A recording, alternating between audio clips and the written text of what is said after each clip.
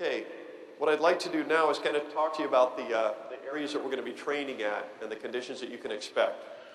Okay, and I have to preface this with what I call expectation management.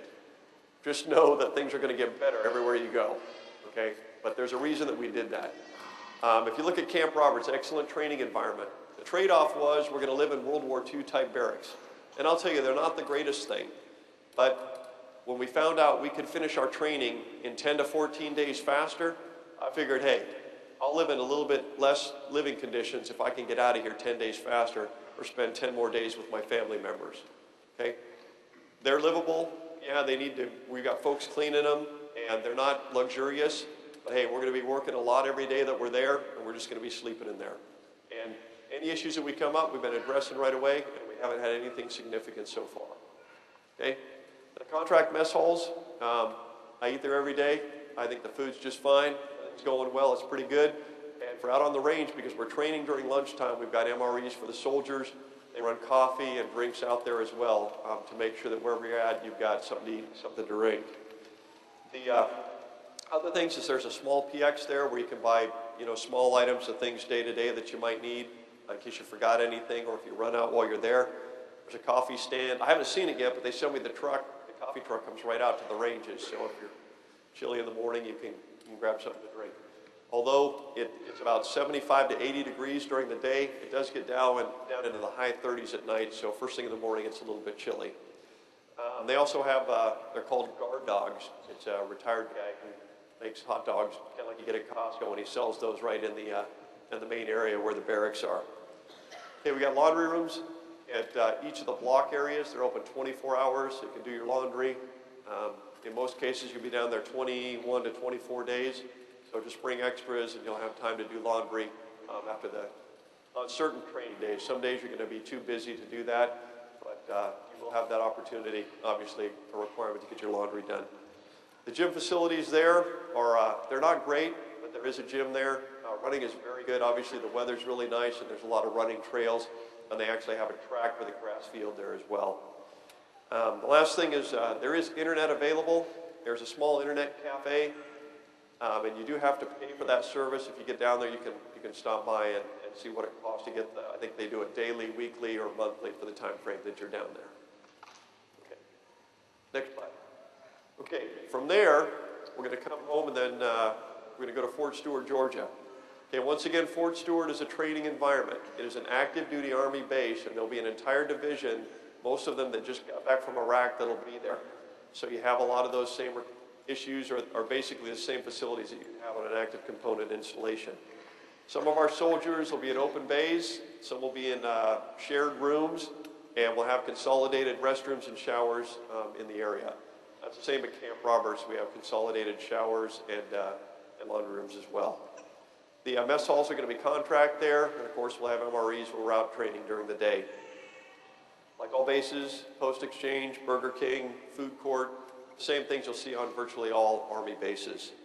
They also have laundry rooms, and I believe they're open 24/7 as well. Gym facilities are a lot better than at Camp Roberts, so we'll be able to work out. It's going to be critical that we maintain our physical shape throughout this process. And then also, it's the same thing with internet. They'll have a subscription service that's at Fort Stewart set up in the barracks area. Okay, next one. All right, believe it or not, the best living conditions we're going to have are in Iraq. Okay. Kind of ironic, but it is kind of nice because we're going to be there the longest. How many folks have lived in a containerized housing unit or a CHU? Or a show of hands? Okay. Right, it's definitely not a room in the Hilton, but it's actually fairly nice. A trailer, they got 2 beds, 2 dressers, and a place to put your wall lockers or your foot lockers. And within there, they've got like a shower area, like a shower trailer in between there. There's latrines, but none inside the trailer. They're all outside. And they also have, there's wireless internet there as well. And once again, I'll hit that at the bottom, but that's something that you pay for on a subscription basis.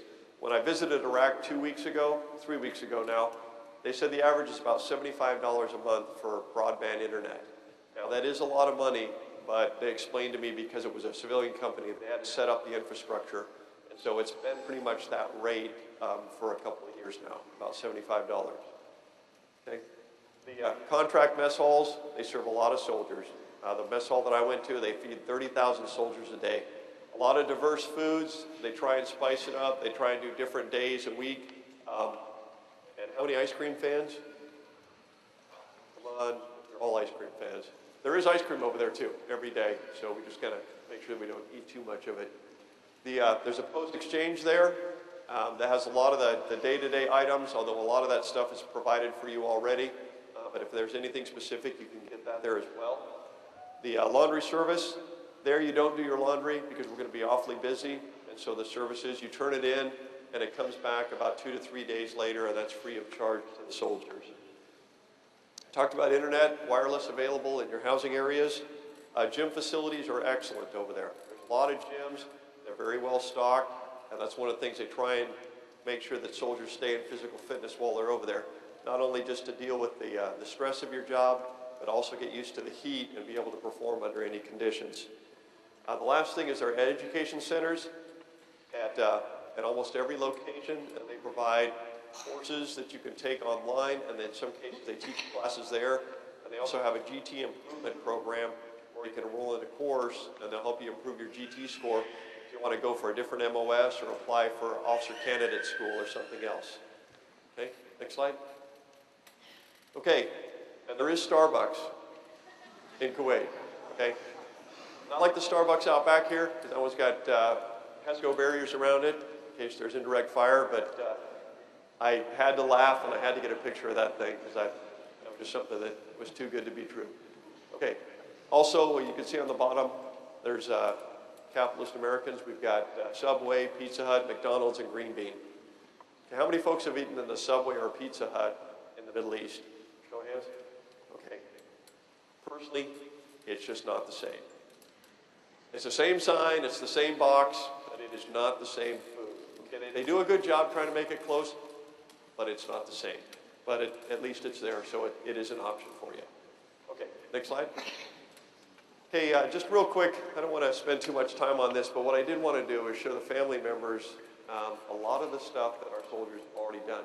If you go back to September 2007 when we first heard about the mission, all these green boxes are significant training events that we've already completed. And we're there at the yellow box right now where we're starting our training at Camp Roberts, California. This first green box is our training at Camp Roberts, California. The home for our 4-day pass. We'll do our MOB ceremonies. We'll go to Fort Stewart, Georgia, and then around July time frame, we're going to be heading into Iraq. Okay. Actually, we'll go to Kuwait for 10 to 14 days to get our training done there before we go forward into the Burma. Okay, next slide. Okay, a couple of really key dates that we can leave up at the conclusion of this for all the soldiers in the 1 of the 186. And if you're not in one of the 186 or deploying with them, please see me afterwards and we'll make sure that we get a point of contact so you can get this information.